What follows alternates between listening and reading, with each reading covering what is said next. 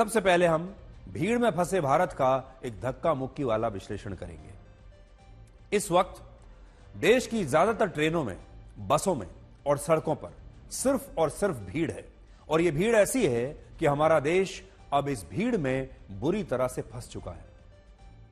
हालत यह हो गई है कि लोग एक दूसरे को धक्का देकर, नीचे गिराकर और कई बार हिंसा करके किसी भी तरह से महाकुंभ में पहुंचना चाहते हैं।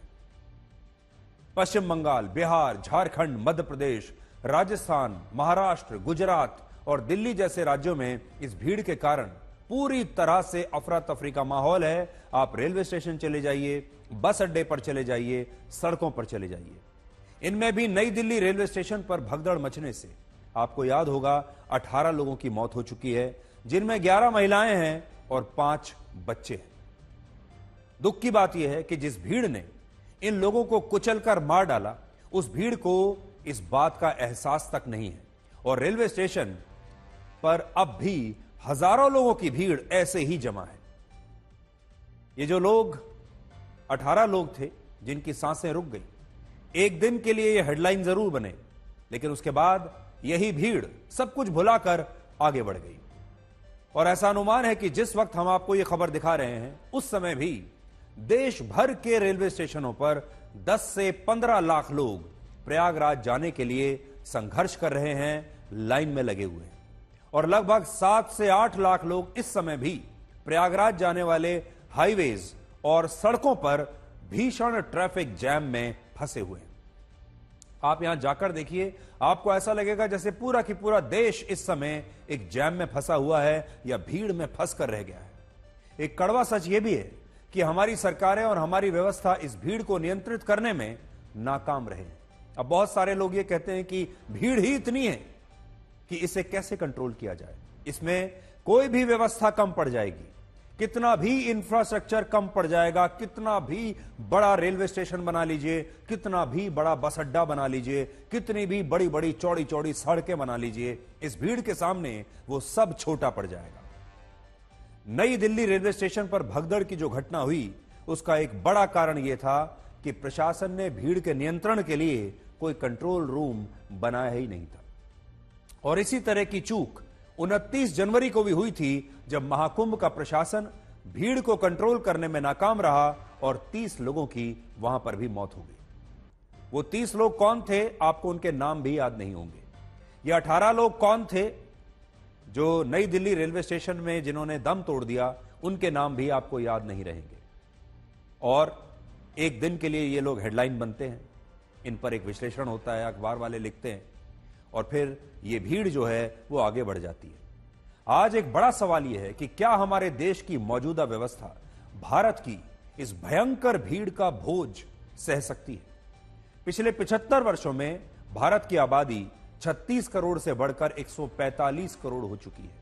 कुल 109 करोड़ लोग हमारे देश की आबादी में बढ़ चुके हैं आजादी से लेकर अब तक। लेकिन सोचिए, क्या जिस तरह से भारत की आबादी बढ़ी, उसी रफ्तार से हमारे देश की बुनियादी व्यवस्था और बुनियादी ढांचे का भी विकास हुआ है, विस्तार हुआ है।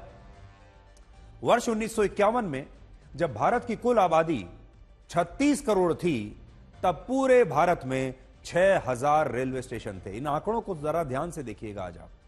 तब पूरे देश में 6000 रेलवे स्टेशन थे 36 करोड़ की आबादी पर। लेकिन आज जब देश की कुल आबादी 145 करोड़ है, तब भी पूरे भारत में रेलवे स्टेशन की संख्या 8495 है। इसका मतलब यह है कि पिछले 75 वर्षों में आबादी तो बढ़ी है 109 करोड़, लेकिन नए रेलवे स्टेशन बने हैं सिर्फ 2495। इसके अलावा जिस नई दिल्ली रेलवे स्टेशन पर भगदड़ की घटना हुई, वो स्टेशन अंग्रेजों ने बनाया था। आज से 101 साल पहले वर्ष 1926 में यह रेलवे स्टेशन अंग्रेजों ने बनवाया था। और आज यहां बात सिर्फ ट्रेनों की नहीं है। पिछले 75 वर्षों में जिस तरह से हमारे देश की आबादी बढ़ी, उस अनुपात में स्कूल, अस्पताल, सड़कें, हाईवेज, बस अड्डे, रेलवे स्टेशन ये नहीं बने। और यही कारण है कि आज हमारे देश में हर जगह लंबी लंबी लाइन लगी हुई है। और ये जो लाइन है, ये जो भीड़ है, ये हमारे देश के किसी भी व्यक्ति के जन्म से शुरू हो जाती है। हमारे देश में जो आम आदमी है वो जन्म से लेकर मृत्यु तक इस भीड़ में खड़ा रहता है, इस लाइन में लगा रहता है। सबसे पहले जन्म लेने के लिए अस्पतालों में लाइन लगानी पड़ती है। जन्म लेने के बाद स्कूल में दाखिले के लिए लाइन लगती है, फिर कॉलेज की लाइन लगती है, फिर नौकरी की लाइन लगती है, फिर राशन कार्ड, आधार कार्ड, ड्राइविंग लाइसेंस या कोई और दस्तावेज लेना हो फिर उसकी लाइन में लगना पड़ता है।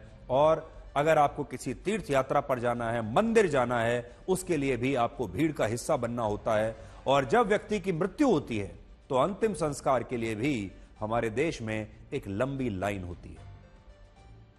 एक अनुमान के मुताबिक भारत के लोग अपने जीवन के औसतन 7 से 10 साल किसी न किसी लाइन में लगे हुए ही बिता देते हैं। और यह आपकी कहानी है। भारत का एक औसत व्यक्ति 7 से 10 साल अपनी पूरी जिंदगी के लाइन में खड़े हुए, लाइन में लगते हुए बिता देता है। और यही लाइन उनकी जिंदगी को क्रोध से भर देती है। आज आप देखिए, चारों तरफ अगर आप सड़कों पर जाएंगे, बाजार में जाएंगे, ट्रेन में जाएंगे, बस में जाएंगे, हर तरफ आपको लोग, क्रोधित लोग नजर आएंगे जो अपनी बारी के लिए लोगों को पीछे हटाने के लिए कुछ भी कर सकते हैं। ये सारे लोग क्रोध में हैं। इसलिए जरा सोचिए, जब देश की आबादी बढ़ती जा रही है और संसाधन हमारे पास उतने हैं नहीं, तो लोगों के बीच इन संसाधनों को हासिल करने की, इस सीट को हासिल करने की, इस एक टिकट को हासिल करने की कितनी जबरदस्त रेस लगी है। और हमारे देश का आम आदमी जन्म से लेकर मृत्यु तक इस रेस में दौड़ता चला जाता है। कई बार हारता है, कई बार जीतता है। और जब ऐसी कोई रेस लगती है तो दो चीजें होती हैं। पहली, इससे वीआईपी कल्चर शुरू होती है, जिसमें लाइन वहीं से शुरू होती है जहां से हमारे समाज के प्रभावशाली लोग खड़े होने शुरू होते हैं। और हमारे देश में दो वर्ग बन जाते हैं, एक है वीआईपी और दूसरी है आम जनता। आम जनता की भीड़ बढ़ती चली जाती है और उस भीड़ को चीरते हुए वीआईपी आगे निकल जाते हैं। और दूसरा, इतनी भीड़ से भ्रष्टाचार और रिश्वतखोरी शुरू होती है। अगर आपको उस भीड़ को चीरना है, उस भीड़ के पार जाना है, तो आपकी जेब में पैसा होना चाहिए। आप रिश्वत दीजिए, सब काम आपके लिए हो जाएगा। और इसीलिए हम कई बार जब शिकायत करते हैं कि भारत इतना भ्रष्ट क्यों है, हम भ्रष्टाचार में इतने आगे क्यों हैं, उसका एक बड़ा कारण यह है कि भीड़ बहुत ज्यादा है और संसाधन बहुत कम है। आप कल्पना कीजिए कि मान लीजिए अगर एक ऐसा कमरा है जिसमें 2 लोग रहते हैं या जिसमें 4 लोग रहते हैं, अगर उस कमरे में आप 40 लोगों को रख देंगे और 2 दिन के बाद आप देखिए उन 40 लोगों का क्या होता है। वो कैसे एक दूसरे के साथ लड़ाई झगड़ा करेंगे, कैसे वो हर समय क्रोध में रहेंगे। उदाहरण के लिए आज बहुत सारे लोग ब्लैक में ट्रेन का टिकट खरीदकर प्रयागराज जाना चाहते हैं और इस भीड़ में आगे जाने के लिए लोग रिश्वतखोरी का खुलकर सहारा ले रहे हैं। और यह रिश्वतखोरी अब हर जगह हो रही है और हमारे समाज ने इस रिश्वतखोरी को अब स्वीकार कर लिया है। आज भारत एक भीड़ का देश बन गया है और आप कुछ और आंकड़ों से इसे समझिए। आज भारत में लगभग 1 करोड़ लोगों पर एक एयरपोर्ट है, 2 लाख लोगों पर एक रेलवे स्टेशन है, 1 लाख लोगों पर 900 सीटों की सिर्फ एक पैसेंजर ट्रेन है।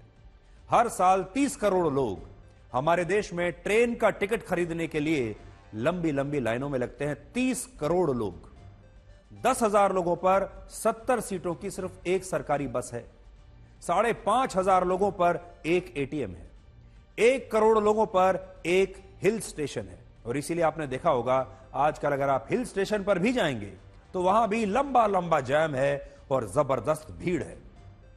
हमारे हिल स्टेशंस भी अब चरमरा चुके हैं क्योंकि भीड़ जो वहां पहुंचती है उतनी भीड़ को कोई भी शहर सह नहीं सकता। 4 करोड़ लोगों पर सुप्रीम कोर्ट का एक जज है, यानी एक जज को सुप्रीम कोर्ट में 4 करोड़ लोगों को न्याय देना है। और 18 लाख लोगों पर हाई कोर्ट का एक जज है। 35,000 लोगों पर सिर्फ एक शमशान घाट या कब्रिस्तान है। और लोगों की इस लाइन को आप ई रिक्शा के जरिए देख सकते हैं। हमारे देश में आजकल ई रिक्शा बहुत चलते हैं। जरा ये तस्वीर देखिए, जिन ई रिक्शाओं में हमारे देश के बच्चे स्कूल जाते हैं, जिस वैन में बच्चे स्कूल जाते हैं, उनमें भी आपको ऐसी ही भीड़ दिखाई देगी। जिस ई रिक्शा में 4 लोगों को बैठना चाहिए उसमें बच्चों को ठूस दिया जाता है, जिस वैन में 4 से 6 बच्चे होने चाहिए, उसमें 10 से 15 बच्चों को ठूस कर ले जाया जाता है। हमारे देश का जो बच्चा बचपन से इस प्रकार से जब स्कूल जाएगा, फिर इसी तरह भीड़ का हिस्सा बनेगा जब उसे कॉलेज में एडमिशन लेना होगा, फिर ऐसी ही भीड़ का सामना करना पड़ेगा जब उसे नौकरी चाहिए होगी, और नौकरी भी अगर मिल गई, इसके बाद घर से कहीं भी बाहर निकलना है, शादी में जाना है, तब भी ऐसा ही संघर्ष। अगर तीर्थ यात्रा पर जाना है, तब भी ऐसा ही संघर्ष। अगर और किसी काम से कहीं घर से बाहर निकलना है, तब भी घर से बाहर निकलते ही सड़क से ही वो संघर्ष शुरू हो जाता है। फिर बस अड्डा हो या ट्रेन हो, और हवाई जहाज में जाने के सबके पास पैसे नहीं। भारत दुनिया की सबसे ज्यादा आबादी वाला देश तो है, लेकिन भारत के पास उतने संसाधन नहीं हैं जो हमारे देश की इस भीड़ में सबको बीच में बांटे जा सके बराबरी से, या इस भीड़ को वो कम कर सके। इस बात को आप आज झांसी से आई इन तस्वीरों से समझिए, जहां 4 सीट वाले एक ऑटो रिक्शा में 19 लोग बैठकर सफर कर रहे थे, और जब ट्रैफिक पुलिस ने इन लोगों को नीचे उतारा तो लोग देखने वाले हैरान हो गए कि एक 4 सीट वाले रिक्शा में, ऑटो रिक्शा में 19 लोग कैसे आ गए। अगर आपको हमारे देश के ऊपर एक वीडियो बनाना हो तो यह वो वीडियो है, 4 सीट वाले एक ऑटो रिक्शा में 19 लोग। हमारे देश की भी हालत यही है। आज हमारे देश की स्थिति इस ऑटो रिक्शा की जैसी है, जिसमें क्षमता से कहीं ज्यादा लोग हैं, और एक विशाल भीड़ के बीच इस देश में लगातार आगे निकलने की रेस चल रही है। चाहे आप किसी को कुचल कर जाएं, चाहे इस तरह भीड़ का हिस्सा बनकर जाएं, और हर जगह नियम कानून तोड़कर यह भीड़ आगे निकलना चाहती है।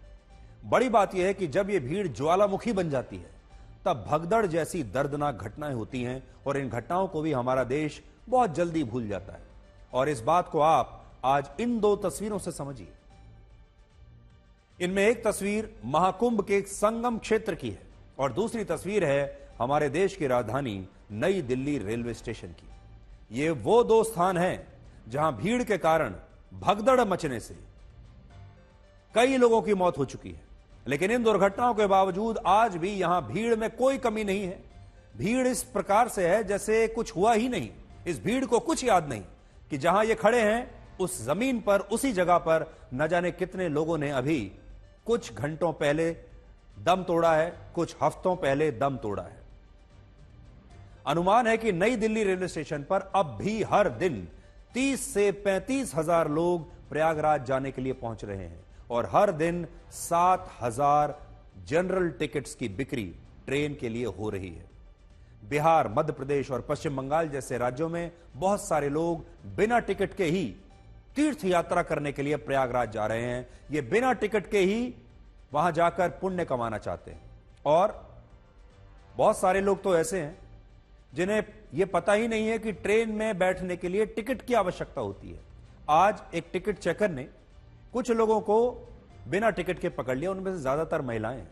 उन महिलाओं से जब पूछा कि आपके टिकट कहां है, तो उन्होंने कहा हमें तो पता ही नहीं कि टिकट लेकर जाना होता है, हमें तो प्रधानमंत्री मोदी ने कहा है कि आप बस ट्रेन में बैठिए और प्रयागराज चले जाइए। इसके अलावा प्रयागराज एयरपोर्ट से हर हफ्ते 300 फ्लाइट्स चल रही हैं, और अब तक 650 प्राइवेट और चार्टर्ड प्लेन्स भी प्रयागराज एयरपोर्ट पर लैंड कर चुके हैं, जिन्हें पार्किंग के लिए भी अब जगह नहीं मिल रही। अमीरों की अलग समस्याएं हैं। अमीरों की समस्याएं, वीआईपीज की समस्या यह है कि एयरपोर्ट पर उनके प्राइवेट प्लेन को लैंड करने की और पार्क करने की जगह नहीं मिल रही।